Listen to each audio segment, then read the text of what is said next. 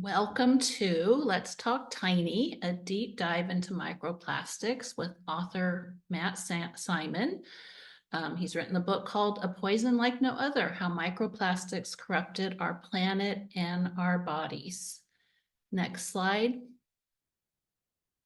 So this event is being hosted by the Surfrider Foundation's San Diego chapter and the North County Climate Change Alliance. And we'll talk a little bit about both organizations in a bit. I'm Janice Jones. I am Rise Above Plastics co-lead for the San Diego chapter of the Surfrider Foundation, and I am also on the board of the North County Climate Change Alliance.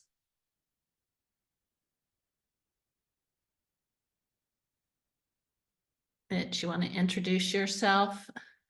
Mitch and I are co-hosting.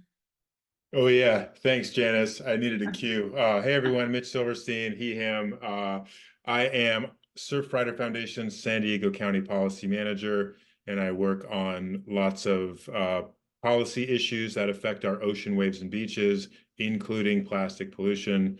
Very honored and privileged to be here tonight, and love working with Janice and really so many of you who are Surfrider members or volunteers. Next slide.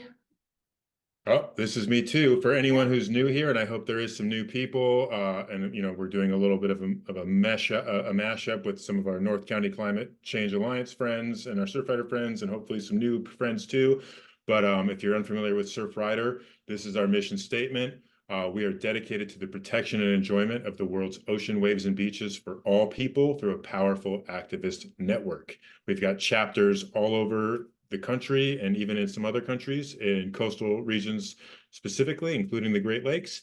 And most chapters are volunteer based. And then our main office is in San Clemente.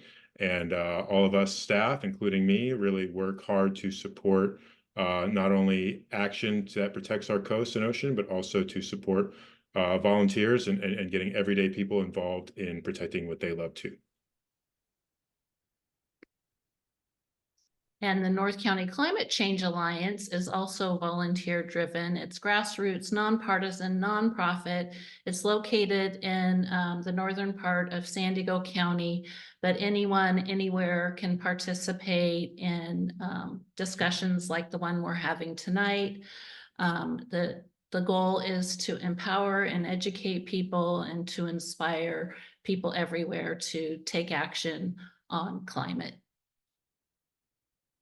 And some of our North County Climate Change Alliance friends are here as well. So hi, everyone.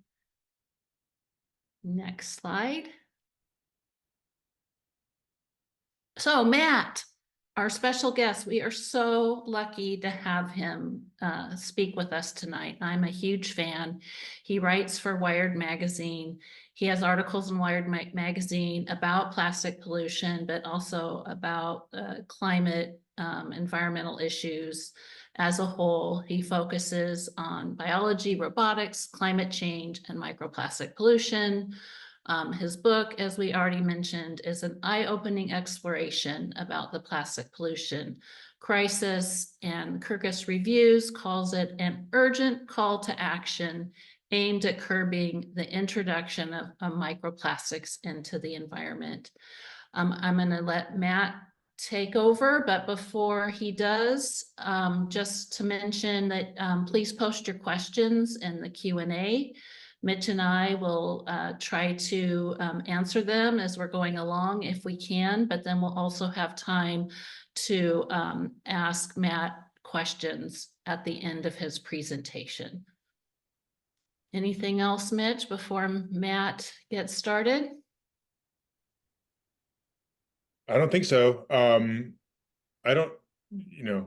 not a professional at Zoom webinars, just letting that out. So I don't know if people, if they post questions in the Q&A, if that is something that everyone else sees. Just wondering. This is actually our first time hosting a webinar. So you just full transparency, you are our guinea pigs.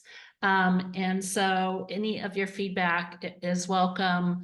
I think if you post in the chat, it's only going to be visible to Mitch and Matt and I, but if you post in the Q&A, we'll be able to see those questions. So we'll see what happens. And if we need to make adjustments to the setting as we go along, we'll do that. Yeah, maybe can an attendee, Ron, John, someone, can someone Mark, just our throw friend something in the Mark, chat? my Rise Above Plastics co-lead, just put in the Q&A, here is a test. Okay. And what about the chat? Can someone just do attendees have the ability to use the chat, or that's what I don't know? Looks like they don't. All right, so Q&A it is. All right. Thank you. Thank you, Mark, John, Kathleen. Thanks, everybody. We see those, yeah. Okay. All right, so sorry about that awkwardness, Matt. We'll let you take the helm now. No, no problem at all. Thank you very much for having me. It's an honor and pleasure to be here. Apologies if I sound froggy, and if I'm coughing as I'm getting over some sort of bug. Maybe microplastic pollution in my lungs. I don't know. Probably a combination of both. No, the microplastics certainly aren't helping. But I have tailored this presentation to be focused on the oceans, obviously. And I'm going to do kind of a speed run here so we can leave as much time as we can for questions, which I love answering. But hopefully I will clear up some things in the course of the presentation. So I'm going to share my screen here. Okay, all good? All right. All good. Yes. Great. Thank you. Okay. So, yes, microplastics. This is going to be a bit heavy, forewarning, but I wouldn't have it any other way. It'll be hopeful at the end. I promise you that.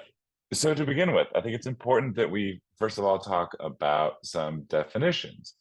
We are all very familiar with macroplastic, the big stuff, the bottles and the bags, macro with an A. A macroplastic breaks down over time and it becomes, as classified in science, a microplastic when it gets smaller than 5 millimeters, and that is about the width of a pencil eraser. So the largest of microplastics you can actually see with your naked eye, but they do get much, much smaller. So over time, they break into smaller and smaller bits and eventually get down into the nanoscale. So we now have this thing to contend with called nanoplastic, which is typically, there's some argument over how that should be defined, typically defined as smaller than a micron, so a millionth of a meter, which is obviously way too small to see with the human eye. But that is now getting down to the scale where they can not only just get into our bodies, but can actually break into individual cells.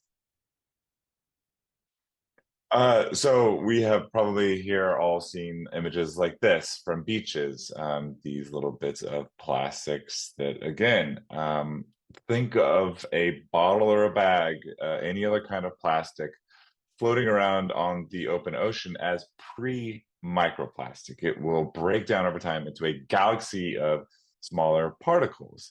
So we have to worry, first of all, not only about the particles themselves, what they can do when they can get into essentially every creature on the planet at this point. That's how widespread they are. But what the chemicals are inside of them. So I keep forgetting to update this slide. This was a study that a couple of years ago found that at least 10,500 different chemicals have been used in plastics. A more recent study has bumped that up to 12,500. Both studies found that a quarter of those chemicals are known to be problematic. So either they're outright toxic or they're persistent in the environment. You probably heard a lot about these forever chemicals. In recent months, there's a lot more research coming out on those. Plastics are packed with those sorts of chemicals. So when you have them floating around on the open ocean or swirling down through the water column, as they break down, as they're bombarded with UV light and heat and cold, they leach out those chemicals. And that not only poisons whatever is in the vicinity, but then the particle itself can get into a creature that might be small enough to actually choke on it. Like you would think that a plastic bag would choke a sea turtle or something like that. So we've also probably all here heard that microfibers are a major source of microplastic pollution. So 2/3 of clothing now is made out of plastic. So polyester, nylon, these sorts of things. When you do a single load of laundry, millions of these fibers can break off of the clothing and then wash out to a wastewater treatment facility. That facility, just by accident, sequesters about 90% of those microfibers in this product called sludge.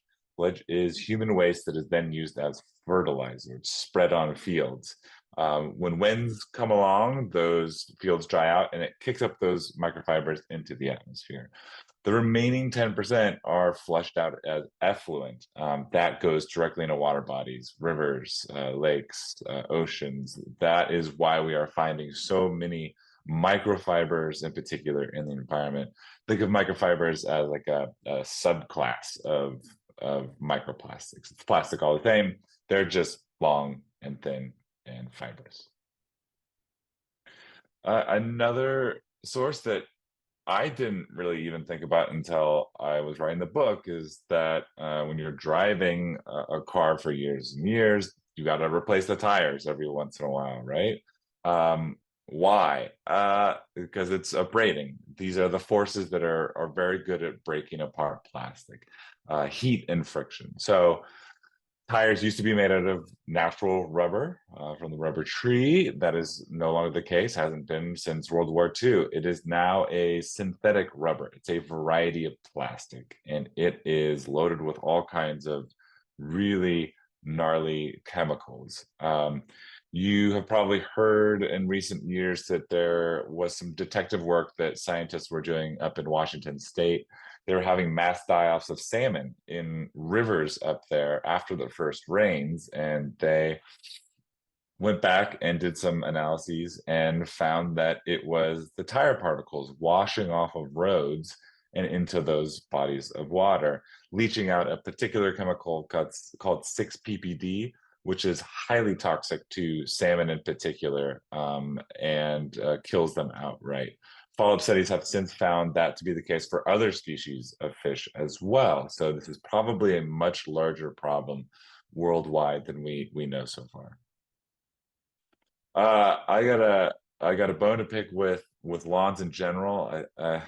Apologies to people with lawns. I find them unnecessary ecologically. In addition to they raise the temperatures in neighborhoods as well. Fake lawns are even worse because they are not absorbing water really. They are also sometimes loaded with what you can see at top in the football, aka soccer pitch. When you want to get a nice feeling fake lawn, you load it up with these tire particles to make it spongy. You can find pictures online. I should find one and put it in this slide. I don't know why I haven't yet. Of this sort of black goo washing off of fake football fields into water bodies. Please do not get a fake lawn. It is in no way good. Another sneaky one here that is very relevant to the ocean. So paint is now made largely of plastic. These are synthetic polymers that are added to give the paint the toughness. So think about all the things that are painted in contact with the ocean. So boats in particular, boats have been found to actually leave skid marks of these plastic paint particles as they're moving through the ocean. They leave a trail of them. These marine paints are obviously tougher than what we paint our house with, but they still break down over time. Hence, you have to repaint ships quite often. In San Francisco, we have the Golden Gate Bridge, which famously has to be painted quite regularly because of the weather here. Where's that paint going? It is breaking into tiny pieces and falling into San Francisco Bay.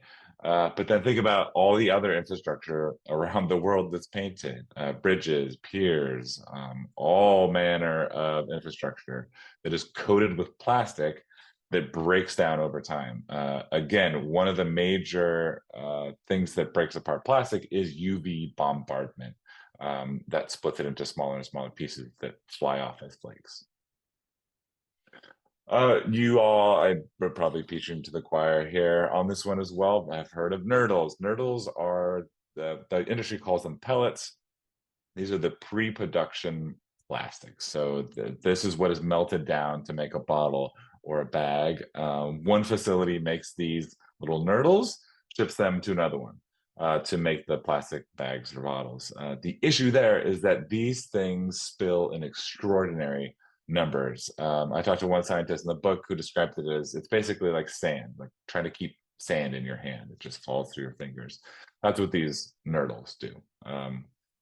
When you think about a nurdle spill, there was a ship, I think 1 or 2 years ago, that caught on fire and then capsized and spilled a bunch of these flaming nurdles into the ocean. And scientists were finding them for many months afterwards, washed up on beaches. Not surprisingly, it is very bad to burn plastic in that way. It just makes it all the more toxic.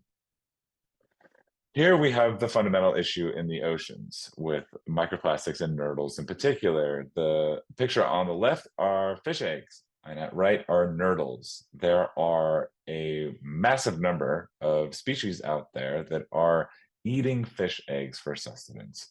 So largely zooplankton, these are little tiny creatures that float around on the open ocean. With them are floating lots and lots of fish eggs. They are now mistaking those fish eggs, they're mistaking these nurdles that are floating in those clouds of plankton for fish eggs, and they are choking on them. These are just the right size for certain creatures to swallow. Another scientist I talked to for the book who found this first back in the early 70s, compared it to basically us eating a bowling ball and having that stuck in your stomach, and see how well that will work out for you. This is a video I hope will play of exactly what we're talking about here. Yes, okay. It has the sound that we do not need. These are a particular type of zooplankton. They are by accident eating these little pellets of plastic here. These scientists have given them a fluorescence so you can actually shine a light on them and see how they're moving here through the digestive system of this zooplankton and gathering there over time. So the same principle for leaching applies here. So like a piece of plastic floating on the open ocean breaks into smaller bits that leach out its chemicals, inside these creatures, they are also leaching these chemicals. Any one of those, at least 12,500 different chemicals, might be toxic for a particular creature. Another more subtle and I think fascinating and a kind of horrifying way to think about microplastics is copepods here. These are crustaceans that are also part of the planktonic community. These researchers fed them these little pellets of microplastic. You can see at top, that is what a copepod pellet poo looks like when it is loaded with microplastic. And then at lower left, you can see it fluorescing as well. So the issue here is that these sorts of zooplankton are a fundamental player in the carbon cycle in the oceans.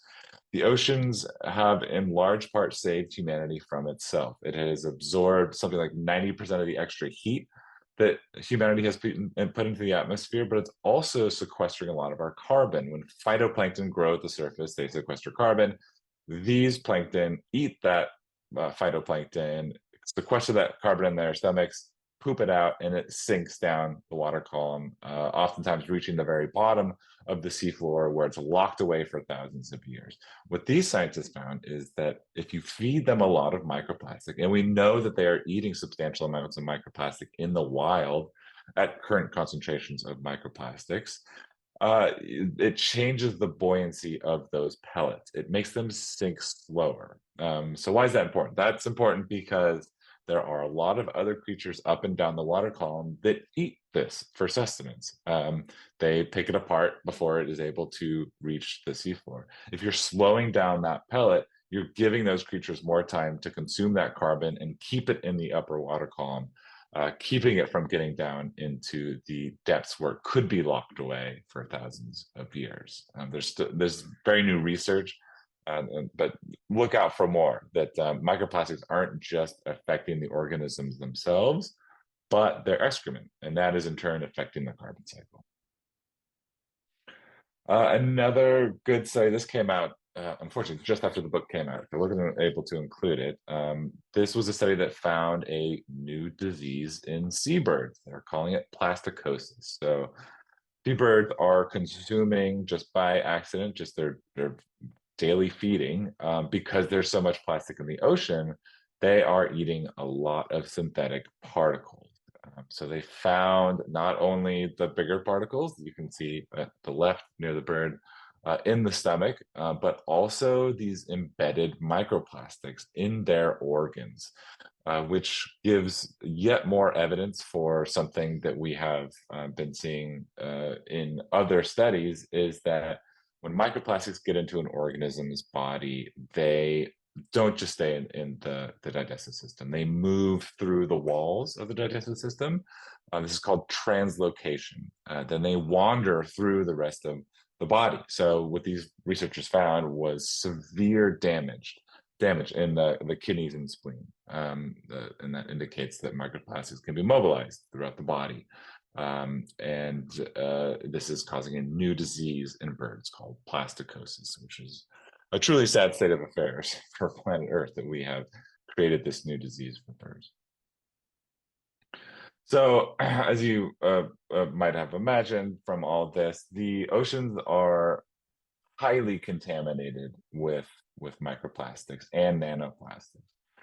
So when you hear here, like I'm citing here, 8,300 particles per liter of seawater is a lot. But this is an extremely important thing to keep in mind when you're digesting microplastics news it's coming out more and more. Any figure you hear is probably a severe underestimate, and that is because the vast majority of microplastic studies have only been able to look down to a certain size. They're not looking at the nanoparticles. It is very difficult and very expensive to get the right equipment to do that on the nanoscale. It's possible, but not everybody has been doing it. So when you hear 8,300 particles, there are way more particles in that water in actuality. Scientists are finding that as you get smaller, the counts of the particles go up exponentially. So there have been other studies, like in I believe in the Swiss Alps, where they were actually collecting the nanoplastics falling out of the sky, because this stuff is atmospheric as well. You could be standing on a spot and millions of nanoplastics would be falling on your shoulders. This is a fundamental component, not just of the oceans, but of the atmosphere now as well. And we are now finding lots and lots of plastic particles in ocean sediments. And this actually provides us a kind of a fascinating window into how this has changed throughout time. So this was actually done off the coast of Southern California, where you all are.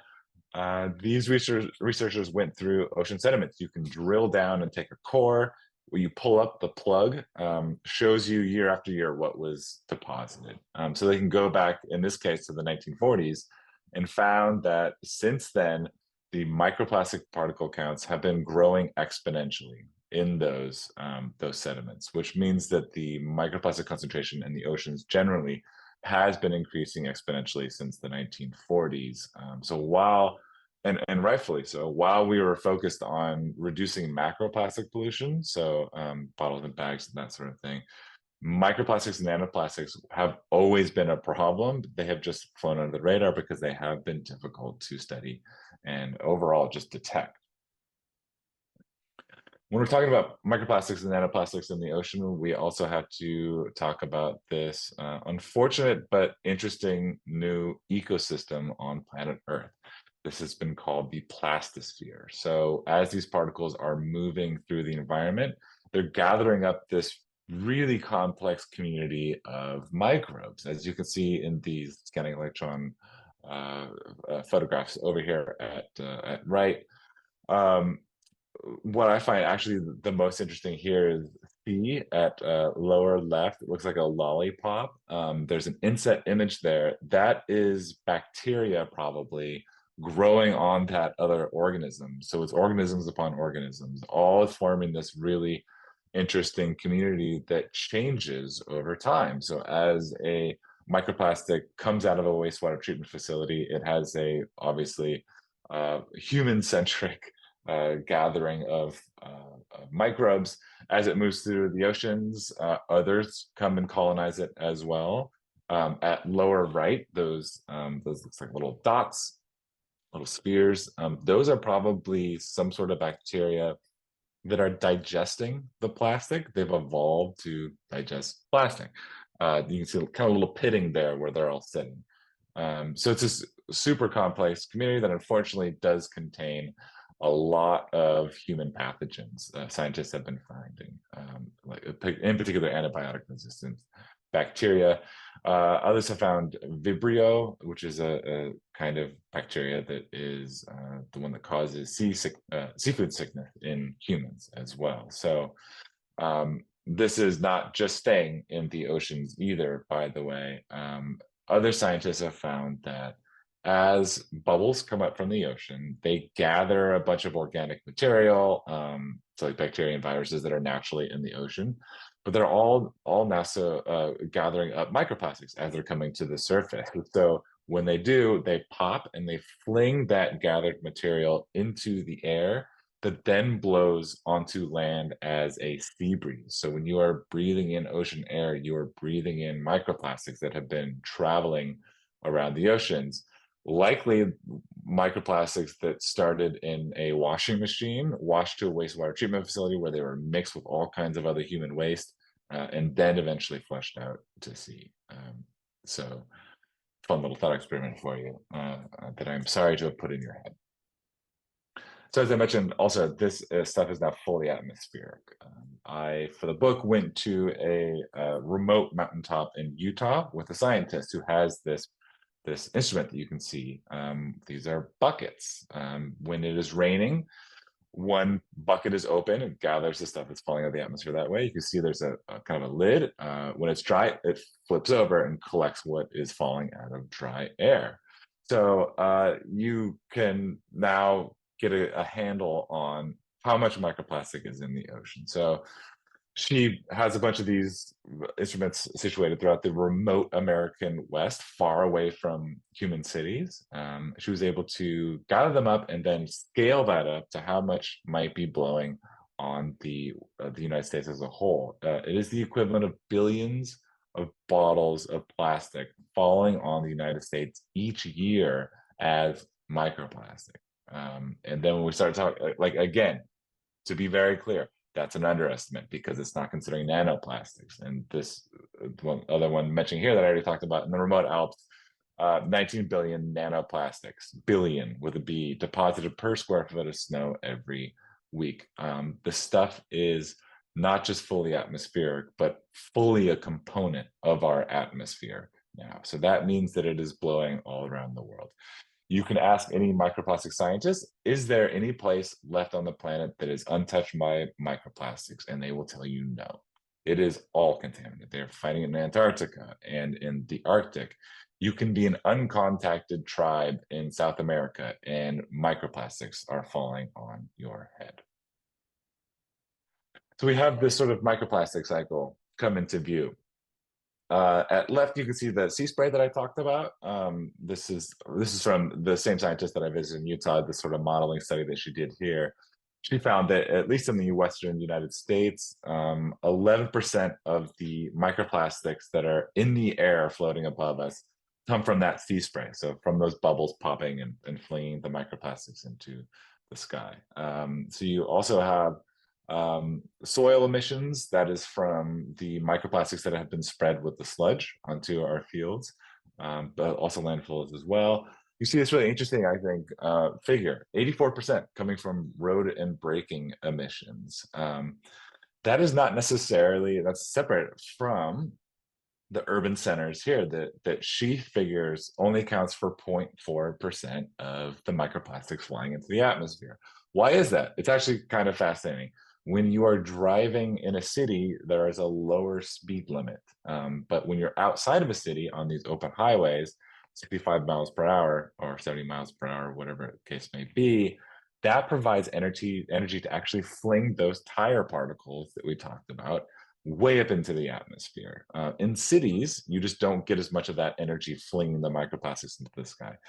Cities are absolutely loaded with microplastics. When you're walking down city streets, you are breathing a lot of microplastic. But at least this modeling shows that a lot of those microplastics are probably staying local and not taking to the air.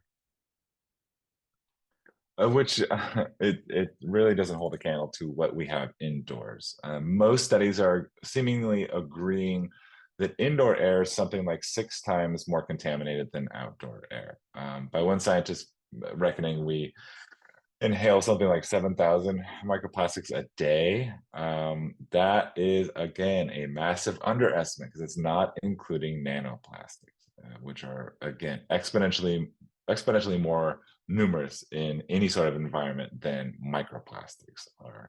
In a typical living room, you are depositing hundreds of thousands of particles a day. That is because our clothing, so much of it is made out of plastic now. One study found that just by walking around in your clothing, you shed 1 billion microfibers a year just from one person. If you have 4 people living in a house, we spend around 90% of our time indoors. That is a lot of microfibers landing on the floor. When you walk around, you kick up that dust and then inhale it. But then that's to say nothing of all the other stuff around us. Carpeting is made out of plastic, chairs, sofas, in addition to all the plastic products around us, plastic bags from the kitchen, that sort of thing. We fully surrounded ourselves with it, and that is why indoor air is supremely contaminated with microplastics. And then just to kind of bring things together here, I wanted to, graphs are inherently boring, but these ones are interesting, I promise. These are from, just first of all, just charting here, the exponential rise in the production of plastics since the 1950s. Really, it wasn't until World War II that plastic started being produced in large quantities and really took off afterwards. So here in the black line that goes dotted, that is the waste generated, plastic waste generated. The unfortunate blue line down at bottom is how much plastic has been recycled. So at the moment, it is probably around 5% of plastic in the United States is actually being recycled. Recycling is an abject failure in its current state. I would love for it to have actually worked, but because it's based on a model of profit, it is much cheaper to produce virgin plastic than it is to just go through the effort in recycling the stuff. It's just a busted model that should have never been set up that way. We need recycling on a big scale, but first and foremost, we need to just reduce the amount of plastic that we're producing in the first place. Excuse me. Here, returning to that study of the sediments off the coast of Southern California, here is that exponential rise in the contamination of those sediments charted over time. And mapped perfectly over that is the production of plastic. The more plastic we produce in exponential form, the more exponentially contaminated the environment gets. The reality of the matter is that by 2050 or 2060, the plastics industry is going to triple production of plastic. We are currently producing 1 trillion pounds of plastic a year. So that's 3 trillion pounds in the coming decades. And the planet is just incapable of handling that sort of load. And just the last graph here, which I hope have been interesting so far because I promised they would be. This is mapping yet another layer of data. So the sediment that we just talked about is in the dotted gray line. The production of plastic is in red. Those yellow triangles are from another study here that went back through museum fish specimens and got permission to dissect them and pick out all the microplastic particles they found. Here, charted again pretty well with the exponential production of plastic and the exponential contamination of sediments off the Southern California coast is the exponential contamination of fishes. These are freshwater fishes, by the way, taken from the Great Lakes. It's just another layer of evidence that we cannot keep producing plastic at this scale if we want a livable planet Earth. In the layering on top of the climate change that is just like shaking all these ecosystems to pieces. All right, that's a lot, I know, and I want to talk about solutions because there are many. It's a daunting problem because of all of these sources of plastic that we just talked about. It is coming from a lot of places. So very quickly here, up at top left is a special filter you can get for your washing machine, which captures, I believe they say 90% of the microfibers coming out of your washing machine. I have not independently verified that, but you replace this filter every once in a while, ship it back to the company. They then turn those microfibers into building insulation. So it's a way to kind of trap those microfibers as permanently as possible. It's not a perfect system because you are using up carbon emissions by having them ship the filters to you and shipping them back. But it's the beginnings of a sort of system that we're going to have here going forward, that ideally we mandate that all washing machines have these filters built in. It should not be our responsibility as consumers to slap these filters on our washing machines. By the way, I don't know if I'd be able to do that myself. I'm not particularly handy. Shout out to my dad who did that for me. Thanks, Dad. Then at right, one of my favorite technologies in the universe is the humble rain garden. So this is a very simple roadside ecosystem, a bit of greenery that does so many things beneficial for a city landscape at once. Reduces air temperatures because those plants are producing water vapor that cools the landscape. It provides ecosystem services. It attracts native pollinators, reduces floodwaters. And then scientists are now finding that it also captures something like 85–90% of the tire particles that are flushing from roadsides into these rain gardens. So it's kind of a natural way for us to keep those particles from eventually flushing to a river and then eventually into the ocean. And then even farther upstream, we can go here at lower right is a device that's under development by this startup called the Tire Collective. I believe they're based in the UK. This slaps on the back of a wheel and collects those particles that are flying off of it into this little cartridge. And they're thinking that maybe one day you go get your car's oil changed. I mean, ideally we're all driving EVs by that point, but like they switch out your air filter, they would switch out your microplastic filters from your tires. You're collecting it closer to the source than if you're letting them flush into a rain garden, which is not to say we shouldn't have both. We certainly should. And then finally, my favorite piece of technology of all time. This is Mr. Trash Wheel. You're probably familiar. He's famous. He's a barge in Baltimore Harbor, at least originally. They've been spreading around the world. This is a very simple technology. There's kind of this boom that stretches out into the mouth of the river, collects floating plastics. Mr. Trash Wheel gobbles them up. And then you cart them away, ideally to recycle them. So we should have these in every river on the planet, quite honestly. You are not catching the stuff that is floating below the surface, including a lot of the microplastic, but it is going a long way from keeping those macroplastics, the bottles and the bags, from escaping into the ocean and then eventually becoming microplastics and nanoplastics. And then just like, again, not to sound like a broken record, we got to stop with all this goddamn plastic. It's madness that we are single-use wrapping cucumbers, which have their own skins. Why? I just don't find that particularly necessary. You can have things like this coffee that I found at my local market that's in a glass jar. Why isn't all coffee in a glass jar? I understand that there's a gas problem as it ages that releases carbon dioxide, and that's why they have the vents on the bags to keep them from exploding. I'm going to bet that engineers can come up with a system to keep these glass bottles from exploding, so we are not using so much plastic. Just to reiterate, the exponential rise in the production of plastic is directly responsible for the exponential rise in the microplastic contamination in the environment. This is why it is so important that we make progress on an international UN treaty, which is currently under negotiations, which, if you can believe it, the United States, among other nations, is trying to water down because of their plastics industries. But we need a mandatory global cap on the production of plastic, because plastics activists and plastic scientists roundly agree that is the only way out of the mess. The other things that I mentioned, the cute little technologies, are going to help, but not on their own. If we keep producing the same amount of plastic, it's not going to do much good at all. And on that note, that wasn't a particularly cheerful way to end things, I know, but that's my email. So we can take questions here, and if we don't get to your question for whatever reason, or if you think of one afterwards, please do not hesitate to email me. I will happily respond.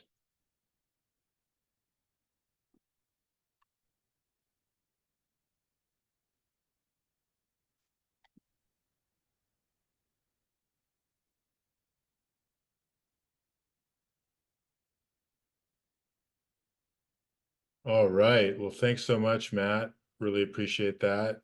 I'm going to stop the screen share. Again, I have no idea what the webinar attendees are seeing or not seeing right now. Maybe it's us three, maybe it's just you. I don't know. But I'm going to start kicking off some questions. We definitely got a few. First one's from Joe, who is, I believe, the chair of the North County Climate Change Alliance. So what's up, Joe? I think he's asking a question that a lot of us can relate with. Start quote, every day there are more and more disturbing news articles regarding microplastics and nanoplastics causing mayhem for life and our environment. Is there any hope of cleaning up our environment? What are the most important actions we can take? Yeah, I mean, just to reiterate,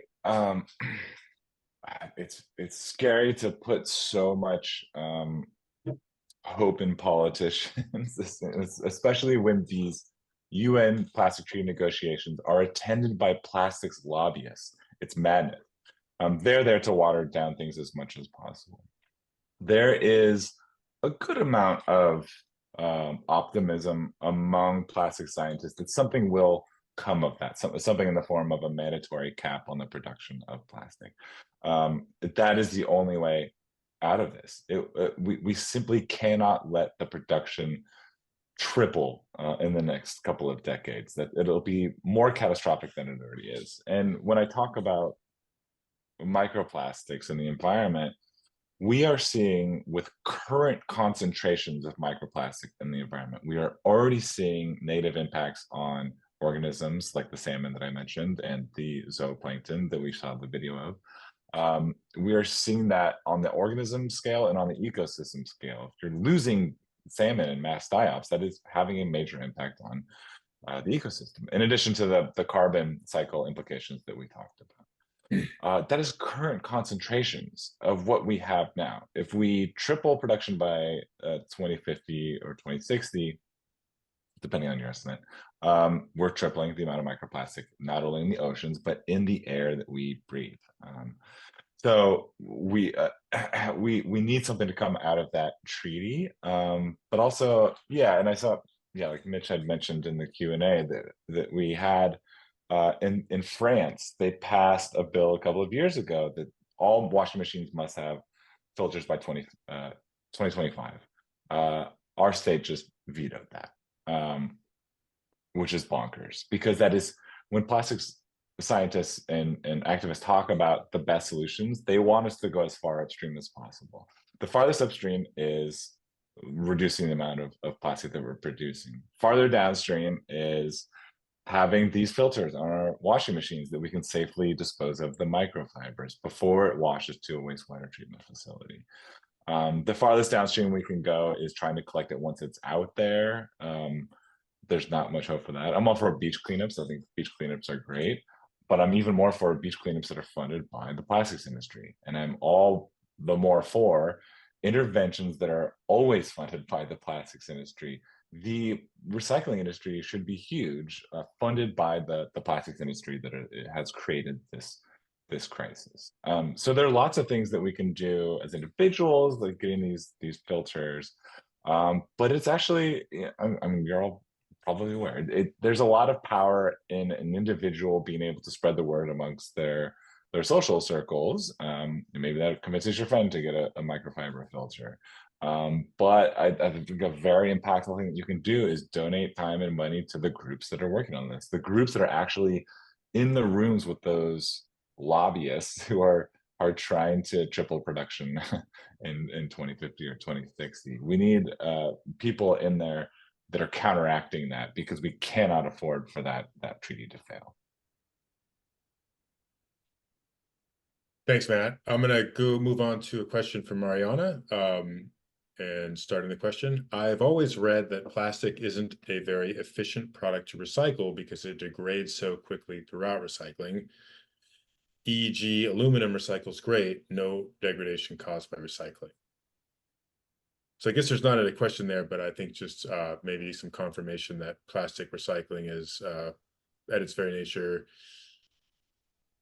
not great. Yeah, it's an important point. It's depending on the plastic, you can recycle a plastic 2 or 3 times before it degrades to the point where it's not recyclable anymore. The other issue that doesn't get as much attention, I don't think, is that plastics are much more complicated now. So plastic bottle, fine, easy enough to recycle. But there are now these kind of multi-layered pouches. So like for baby food, different kinds of plastic like sandwiched together, extraordinarily difficult to recycle, and virtually impossible to recycle profitably. And again, this is a profit-driven industry. So I mean, and there are countries that are doing this well. Germany does recycling really well because it's not a for-profit system. They have gotten very serious about it. The thing I worry about though is that it's kind of like the moral hazard around like carbon capture, where people worry that if we're able to remove carbon from the atmosphere, it'll give the excuse to fossil fuel companies to keep producing as much fossil fuels as they want, because there's this way to suck it out of the atmosphere. Plastic scientists are worried that if we're going to hype up recycling a lot as the solution, it will allow the plastics industry to keep producing as much plastic as it wants. And in fact, that is, like, they have made no secret, was that was the strategy all along. They tried to sell us on recycling decades ago as a problem that we created. It's our fault as consumers that so much plastic is escaping into the environment because we're not recycling enough of it. All along, they knew that recycling didn't work, but it allowed them to keep producing as much plastic as they wanted. So yeah, there's technical considerations around recycling, but also these economic and social considerations as well that make it not the solution. It's a part of the solution, not the solution. Thank you. Well said. Next question is from Marion. Recent news has said that cancer is on the rise in younger people. Do you think that plastic pollution could be a cause? Are scientists looking into this? And then I'll just follow that up with another question from Mark O'Connor. He read probably that same article, and he's wondering the same question. Are they studying the correlation with all this plastic in us? Cancer is a super difficult one to do, right? Because there are unfortunately so many causes of cancer in our modern society. We are surrounded by plastic, right? How do we tell whether the macroplastic, the bag or the bottle, is causing cancer versus the microplastics or nanoplastics that we're constantly inhaling? That's very difficult. What we can say for sure is that there are many chemicals in plastics generally that are cancer causing. You can, I mean, the other issue is that, like I mentioned, you can be an uncontacted tribe in the Amazon and you're contaminated with microplastic because you're breathing what is falling in the atmosphere. You can't do a study of microplastics where you compare different groups for their contamination, right? We are all contaminated in our own way. There's no group where you can say, oh, they haven't been. Let's compare people who have inhaled a lot of them to them. But what we can say is that you in the lab you apply microplastics and nanoplastics to human cells, highly toxic, lung cells in particular. They have also been able to look at certain occupations. So people who've worked in textiles, synthetic textiles, have much higher rates of respiratory and digestive cancers because of, first of all, breathing it, but also swallowing a lot of it to go through the digestive system. We are not, as you and I, inhaling that many microfibers, synthetic microfibers, but we are inhaling a lot. So the question now is, first of all, how do you tease apart what is the contribution of macroplastics versus microplastics? But then, how much microplastic and nanoplastic is going to be too much for the human body? We know that we're all contaminated in our own way. It's in all of our tissues. It's in our blood, placentas, heart, guts, obviously. And then the other bit that we can do is this study actually came out, I believe it was just last week. It was a follow-up study to one that I had mentioned in the book from a group out of NYU. What they are doing is going through human blood samples, and they are looking for chemicals specific to plastics, namely plasticizers. These are chemicals that give plastics its properties. Like fire resistance and malleability and toughness and these sorts of things. They can then correlate that with the health problems that you are finding in these people. So their first study that I was able to mention in the book found that at least, this is a conservative estimate, 100,000 premature deaths in the United States each year are due to plastic chemicals. The one that they came out with last week, I think their figure was each year plastics human health impact is $250 billion. I hope I'm getting that right. It came out last week. I wasn't able to cover it. A bunch of other people did. So we have a growing body of evidence that plastics are not just toxic, but supremely toxic, especially because we have been surrounded by them against our will. But that's a very long-winded way of saying that the cancer thing is going to be hard to tease out. But certainly in the next 5 years in particular, look for really like an avalanche of more human health studies with microplastic. The Europeans are actually pretty far ahead of us on this. They've been funding this much more. They're doing a lot of the human health studies. Look for more of it. We know for certainty that it's not good to have microplastics in our bodies. It's going to be how bad has it become, especially for children.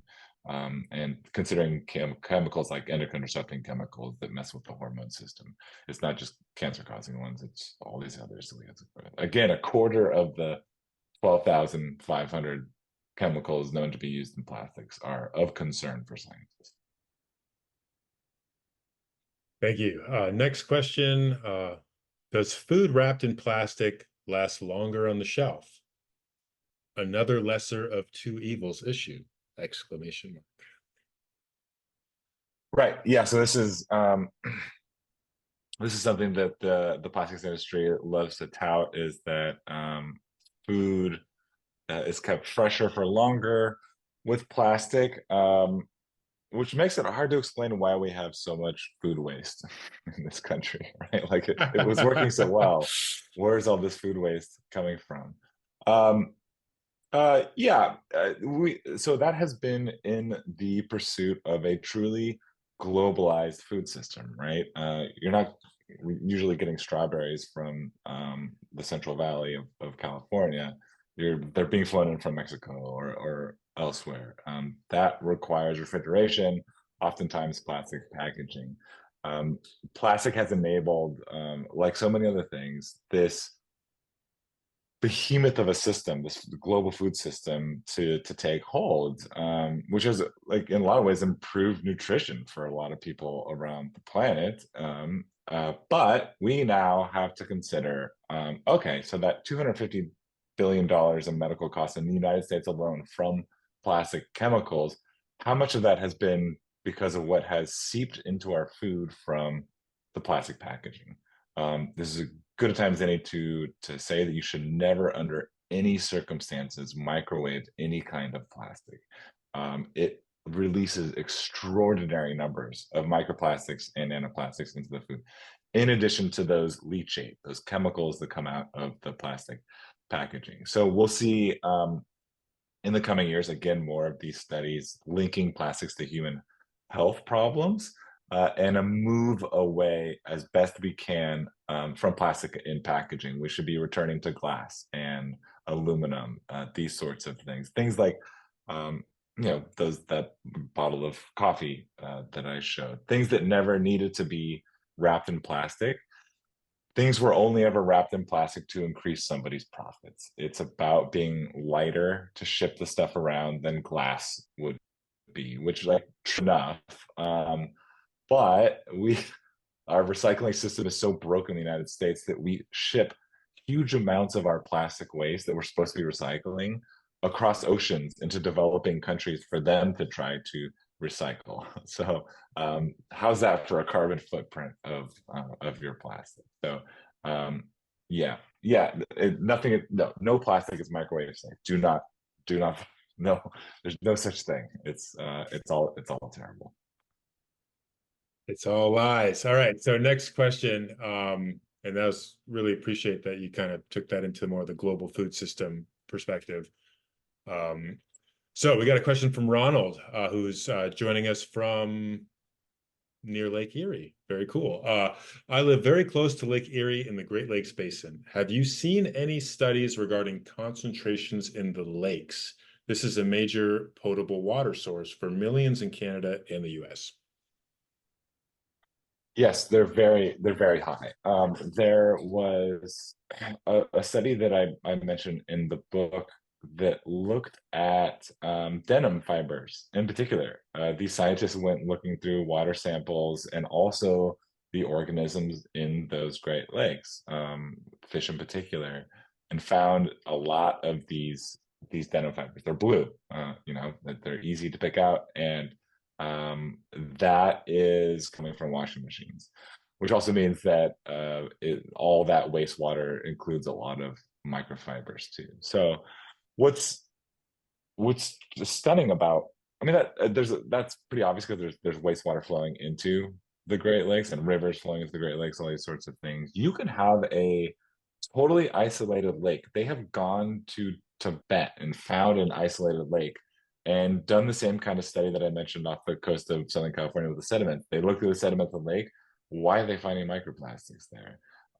It's not because there's a human population nearby that's sending wastewater there, or rivers that are flowing in it from human populations, falling out of the sky. So much of it is in the atmosphere that Lake Erie not only has to contend with what is flowing into it, but what is sprinkling onto it. It is not just the dry deposition that is just always falling out of the sky. It's in rain droplets. It's in snowflakes. There's early research showing that microfibers and microplastics, when they're up in the sky, accumulate water vapor. That leads to cloud formation and changes potentially weather patterns. It's bonkers how much of this stuff is up there. So yeah, the tragic thing here is that no lake on the planet is pristine anymore, especially if you're near human populations. But anywhere where the sky is open, unfortunately, is going to be contaminated. All right. Next question is from Pauline, basically hitting at the core of the issue here. How can we slow down the industry or stop it? I think what's going to do it is these human health studies. I think that's really going to turn the tide here, and I think that's already happening. Is that we have long been pitched on plastics being not only this benign material, but this material that makes everything better, right? Makes everything safer, food-wise in particular. When all along it has been a highly toxic material that was never disclosed to us because they never had to. They never had to test these products on us. Like a tire manufacturer, to their credit, I don't think ever expected us to be inhaling little bits of their tires. That is not plastic meant for human consumption, a car tire. No plastic is, but especially a car tire. So I think where we're going to see movement here is an increasing realization among the public that we have been bamboozled here. We have been tricked into, again, only in the pursuit of profit for these corporations, into surrounding ourselves with something that's toxic. We sleep in this stuff, right? Bed sheets are made out of microfibers. That's plastic. We need to stop doing that. And we need, at the highest level, this UN treaty to put a mandatory cap on plastic. And that's going to be about, sending word to your politicians. It's great, again, that you do the things in your life, buying less plastic, getting a microfiber filter for your washing machine. But we need a political awakening, and there's some of this is happening. Like Jeff Merkley in Washington D.C. is from Oregon. He's doing a lot of this plastic stuff, and that there's I think a realization among politicians that this isn't just a macroplastic issue. There's more focus now on the microplastics because we are realizing just how much is out there. Now the research is really shifting into okay, it's out there. What are the consequences, both for ecosystems in the ocean and elsewhere, and for human health? The consequences already in the concentrations that we have right now are terrible, and it's only going to get worse unless we put a cap on production.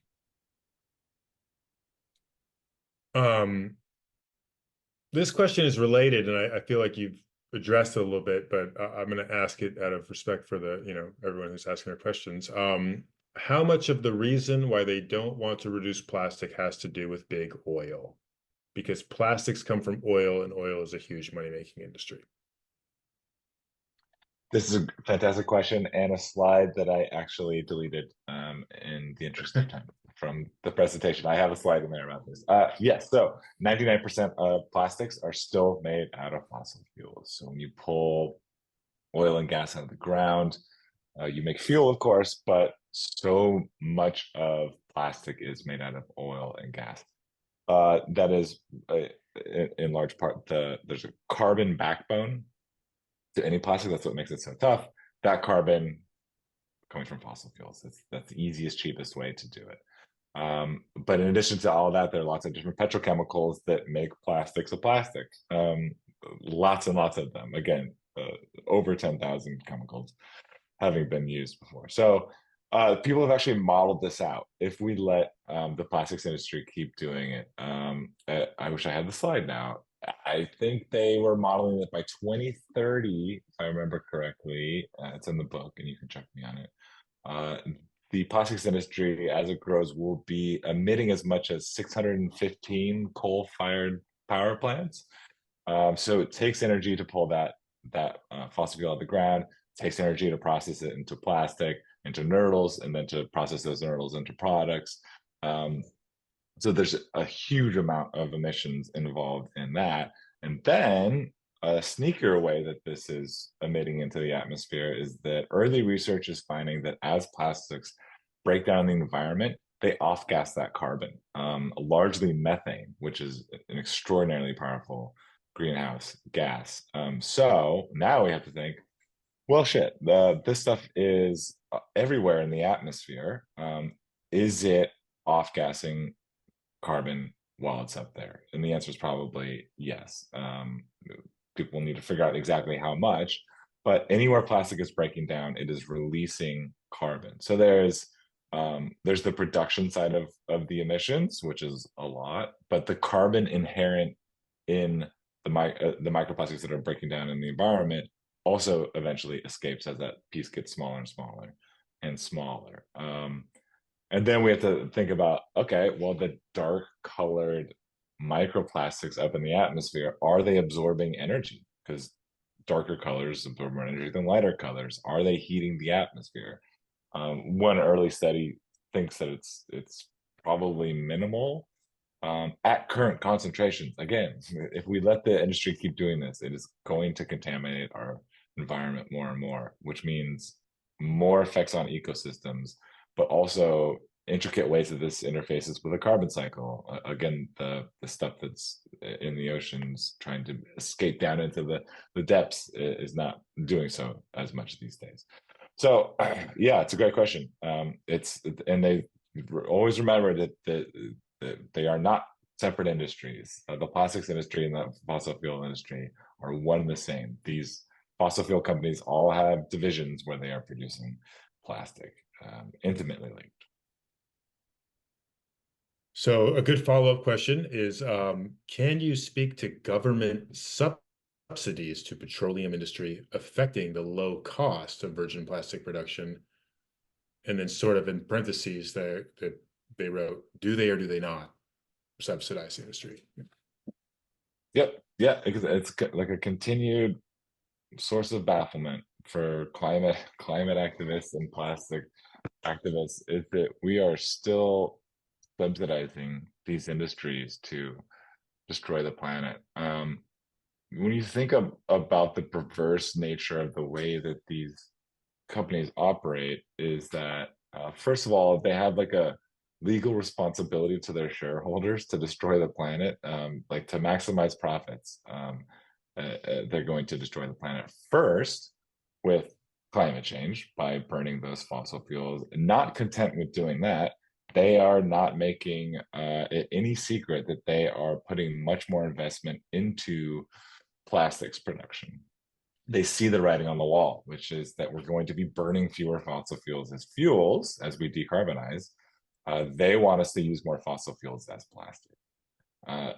And that's why the United States in particular is fighting so hard to water down this treaty, is that these interests are so deeply entrenched in the American political system. Our politicians are so thoroughly bought by fossil fuel interests that not only are they continuing with these subsidies propping up these industries, they're bending over backwards to make it easier for them to keep producing as much plastic as they possibly can. So they're, we're making good progress in this country decommissioning coal-fired power plants, right? In like being replaced by natural gas largely, which is not great. It's at least somewhat better of a fossil fuel to burn, at least cleaner fossil fuel to burn. I'd love for that to be renewables, but I'm not in charge of the economic system. We are decommissioning those coal-fired power plants and putting up more plastics factories. It's madness. Plastic is fossil fuel. It's when you see spilled nurdles, it's an oil spill, just in a different form. So the subsidies have to stop. But even more, we need politicians in office that take this properly seriously. That climate change and microplastics are two sides of the same coin. Thank you. So that, again, you may have already just answered this, but another question was, what about all the plastic factories coming online in many parts of the US? Grr. And then the questionnaire clarified those huge plastic production facilities being built along the Ohio River, for example, which I think is what they call Cancer Alley, right? Because it's so detrimental to the health of the residents there. Yeah, I mean, I guess just quick thing to add there, that this is obviously a social justice issue. These factories are being built in low income neighborhoods where these companies think that they can get away with it. But we already have plenty of evidence that the production of plastic is highly toxic, as you can imagine. More and more evidence that just having plastic around us is toxic.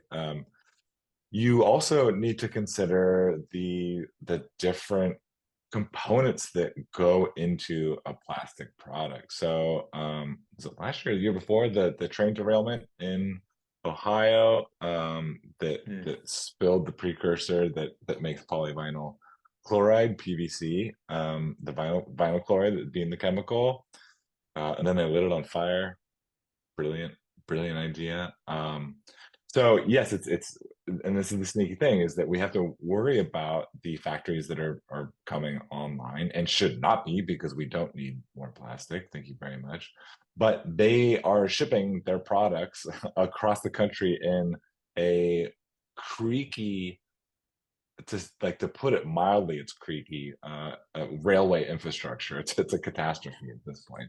And these things are going to spill more and more going forward. So it's the component chemicals that we need to worry about, but also the places that plastics are pieced together, but then the ways that plastics are pushed on us, and then the ways that those plastics then become a fundamental part of our environment.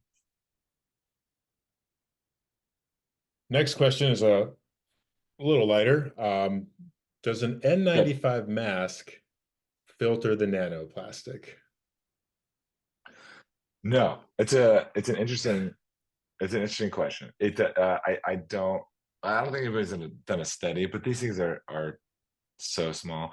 Maybe they do. I don't know. Okay, well here's the thing that I talk briefly about in the book, is that there was a study that found that, I don't know if it did N95, but I think it was a surgical mask. They did find that actually that keeps a lot of the microplastics in, like, the highly contaminated indoor air from reaching your lungs, which is super.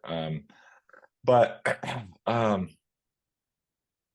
much of your time are you wearing a mask in your own home, right? We're spending 90% of our time indoors. Again, if you're sleeping in a bed with microfiber sheets, you are sleeping in plastic.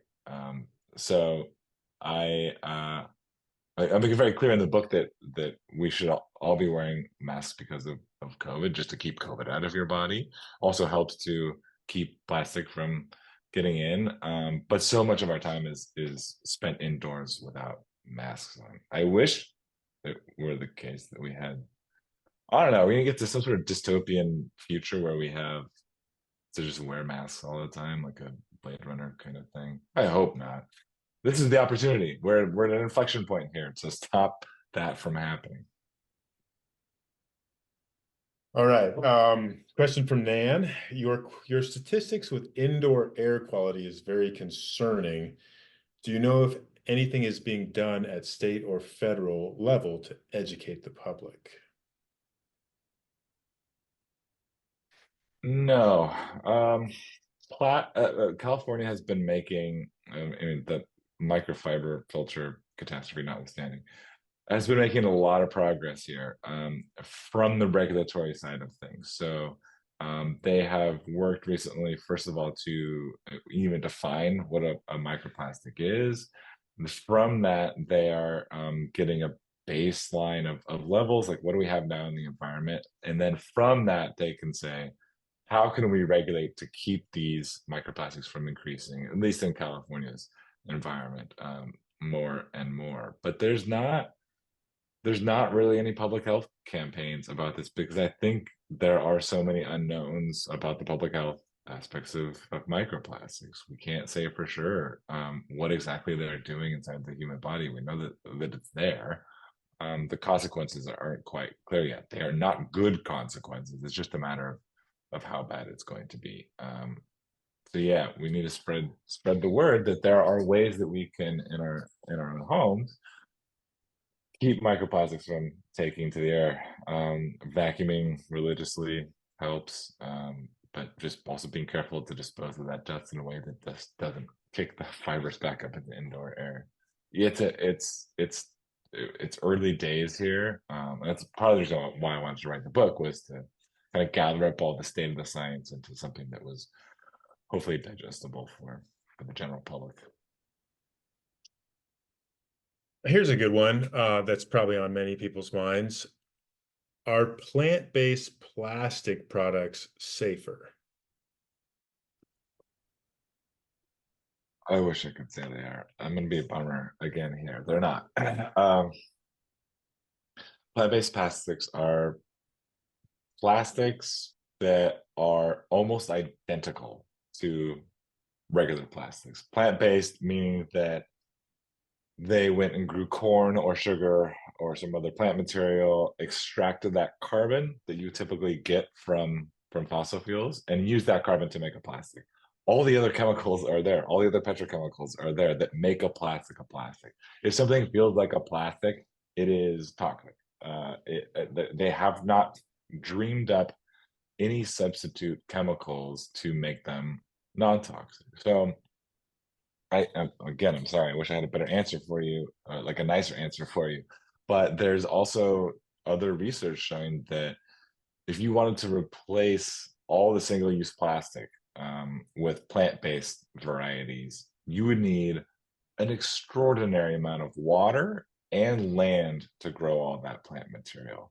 I think one study looked at the single-use plastic in, like, if you wanted to do it just in Europe, you would need land equivalent to the area of France to grow all the plant material.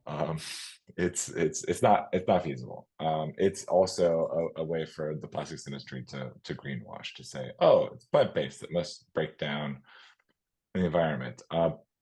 Plant-based is not the same as compostable. And even the compostable stuff has its own problems because it usually doesn't usually break down unless it's in a particular facility with a certain set of conditions. If it escapes into the environment, it persists like regular plastic. It's a mess. There's no such thing as sustainable as plastic, is what I'm trying to say. I wish there were. It's good to have clarity on that. Next question is from Matt. What's up, Matt? Do you think banning plastic bags at grocery stores would be beneficial? Yes, there's a study that came out, I believe today or yesterday, actually, that looked at that quantified. I forgot where it came out. That looked at the effectiveness of plastic bag ban. Yes, they work. They're a stepping stone to banning plastic as many places as we possibly can. I think, I mean, it's technically a drop in the bucket as far as overall plastic pollution is concerned, but it is a way to raise awareness that you can take a canvas bag to a grocery store and that works perfectly fine.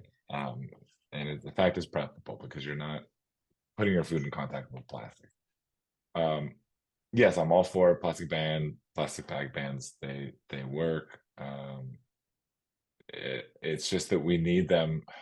The tricky thing is that you can't do it on a federal level in the United States, right? It goes state by state.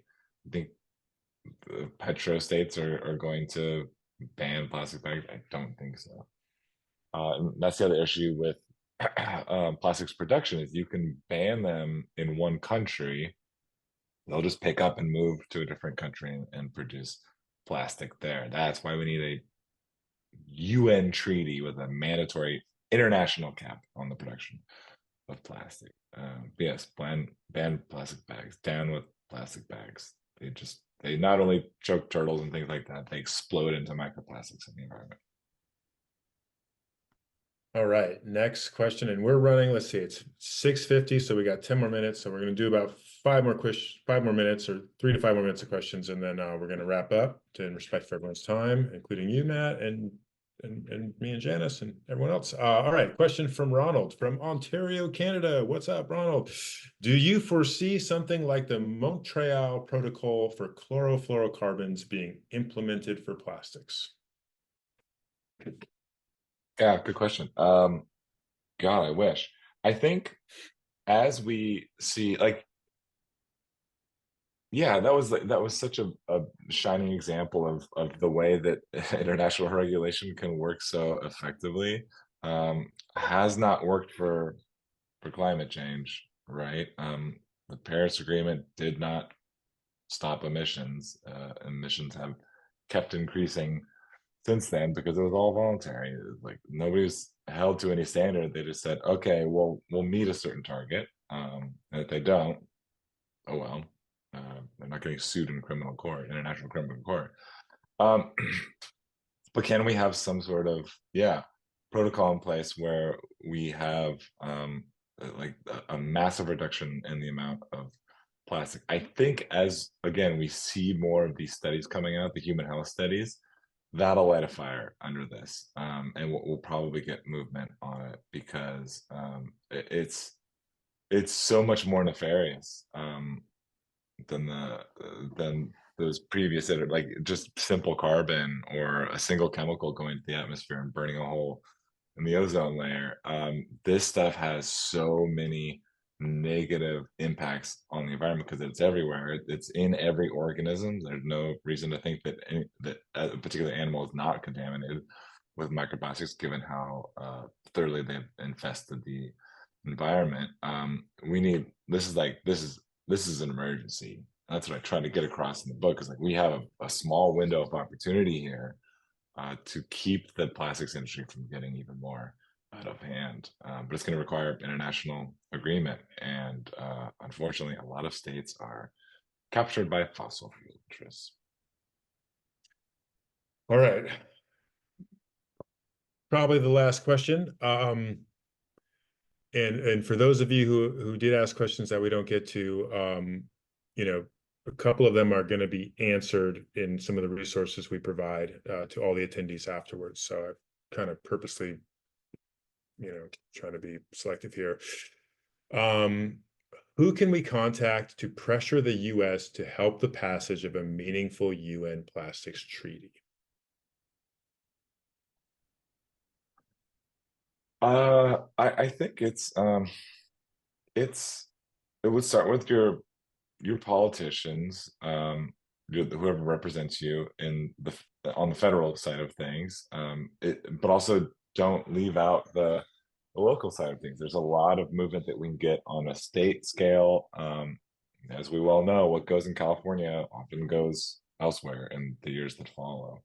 But returning to this idea that you might have more luck with anti-plastics groups that we know are in those negotiations. So they're the ones that might be more receptive to feedback from the public, because they are certainly not captured by fossil fuel interests, unlike our politicians. So donating time and money to them in particular, I think would help. It's about supporting the people that are actually there in the fight. And I'm somewhat hopeful that there maybe not the most toothy mandate will come out of that, but maybe at least something, and then that could build into something better in the years to come. We're just kind of running out of time, but I think that would give us time for actually more of these studies to come out to show just how catastrophic plastic has been all this time for human health, and how it's going to get even worse if we let the industry keep polluting like it is. Matt, thank you so much. This has been really illuminating. Sure. You are certainly an expert. You've done a lot of research, and it's really been enlightening for me. Someone who I feel like I know a lot about this subject, been working on it for a lot of years, so really learned a lot. Thanks so much. All right, we are gonna wrap this up. I'm gonna share my screen again, going back to some slides that Janice has made because she's such a rad volunteer. So yeah, that was a lot to digest, everyone. And it does seem like a little bleak, right? But I do believe that, activism is really the way forward here. And my job as San Diego County's policy staff guy is really to support local activism. But Surfrider is very active on the state level too, in other states, and also on the federal level. So we're really trying to hit this on all levels. Here in San Diego County, for those of you who are local, we certainly invite you to join our Rise Above Plastics committee. Janice, our co-host, is one of the leads of that committee. She's very dedicated and has, I can confidently say that her efforts and the efforts of Mark O'Connor, our other lead, who's lurking on this call somewhere, have led to thousands and thousands, if not millions, of plastic not ever reaching San Diego, because we've successfully worked together to pass a lot of local ordinances regulating problematic single-use plastics. Janice wrote a blog recently that we can share. Janice, if you're able to share that in the chat, that'd be great, since I don't know. Already done. But Oh, thank you so much. Yeah, so she wrote Wrapping Up 2023 with Rap. It was kind of somewhat in response to a film screening we did in Oceanside in December. That went over many of the main points that Matt went over today of just how deep this problem is embedded in our environment. And I think Janice, correct me if I'm wrong, but you did share some information about what people can buy for their laundry machines. Is that correct? I'm going to add that to the blog post. Yes. Okay, okay, because that was a question I didn't get to. I saw So that yeah, and I made a note of it, and that's an okay, excellent suggestion for an addition to what people can do. okay, great. And then of course, we do monthly meetings on Zoom. Janice and Mark and Jenny, who's also was on this call, typically lead those meetings. We just give an update on our policy efforts and really what our volunteer opportunities are, and really we want to, I think at the end of the day, just support everyday people who care about this being able to go to their city council, to go to whether it's a state agency or anywhere, and actually do something about it. And a lot of us don't realize, including myself before I got involved, before I got involved, how much impact that one individual or a small group of individuals can have, right? And so we really can do a lot. It's just a matter of knowing the tools, kind of understanding the system and how to do it. And that's really what we're here for. And we talk about that a lot at our RAP meetings. And then lastly, we had some successes last year. We got helium balloons banned in Del Mar. That was a big shout out to Mark, really led that effort, and some other volunteers. We got a styrofoam ban passed and plastic bag ban passed in Oceanside, which was really escaping us for many years. We were finally getting that passed unanimously. And right now, our main active campaign, not to say there shouldn't be more, we need to have more, and we want to have more, is to get a plastic reduction ordinance in La Mesa. So we're really creeping upstream.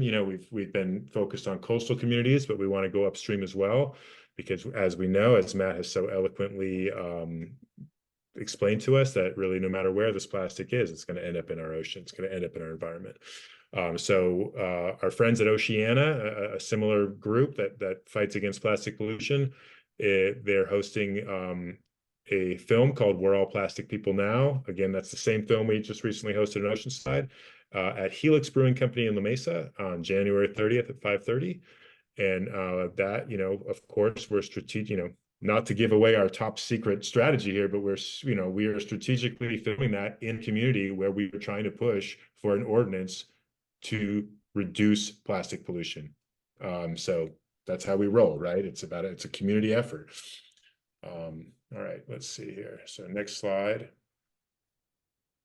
Of course, our chapter, Surfrider San Diego, we don't get money from, the bigger Surfrider or anything like that. We are 100% locally funded and supported by people like you who care about what we do and support what we do. So just throwing out this QR code, it's the minimum donation to our chapter to become a Surfrider member is $5. That's something that we did to be more inclusive. It used to be $25, which again isn't a whole lot of money. That was something that had been 25 since the 90s and never actually raised, but now it's only $5. So we really encourage everyone to make it official and become a Surfrider member. And then lastly, Janice, you want to talk about the NCCCA? Yeah, just one more thing about Surfrider, though. We are here in San Diego and involved with the local chapter, but there are chapters everywhere. There may even be, and Mitch probably knows, a Great Lakes chapter. I believe there are chapters in Canada. So if you aren't here local to the San Diego area, look for a chapter where you are and reach out, get involved, attend a RAP meeting, find out what they're working on, and you'll be surprised at the positive change we can make together. So the North County Climate Change Alliance was the co-host of this meeting. There's the QR code that will take you to the website. All the events are posted there. There's a monthly speaker that focused on climate change, plastic pollution, environmental degradation. Every month there's a speaker, much like tonight. And then all of those speakers are posted on the YouTube channel. So this one will be posted on that YouTube channel once it's ready for that. But you can also go back and look at previous speakers. And finally, Ready? yes, finally, thank you, Matt. The North County Climate Change Alliance always presents its speakers with a tree that will be planted in a forest, in a California forest that has been affected by wildfire. So there will be a tree planted in your name, and you'll receive the certificate in the mail with information about your specific tree. So thank you. It's a very small token of our gratitude. You've done so much through your work to raise awareness about microplastics and gives us more information that we need to continue to advocate for policies and for the treaty. Thank you so much. I'm sure it's a beautiful tree. Thank you. Good night, everyone. Thank you so much for joining us. We will be sending you links, the blog post, and other resources that you can access. And we hope to see you at a RAP meeting sometime soon. A link for that will be included also in the email. Any parting words, Mitch? No, I'm just really appreciative that everyone showed up, that so many people care about this issue. Matt, your expertise is just really impressive. Thanks for putting in the work, for all of us and for our planet. And for anyone who wants to read the book, and didn't catch it in the chat, we'll include in the follow-up Island Press. I believe Island Press is the publisher. They offered 30% off of Matt's book with a promo code webinar. So we'll include that as well for anyone who wants to dig a little deeper into what he talked about. Good night, everyone.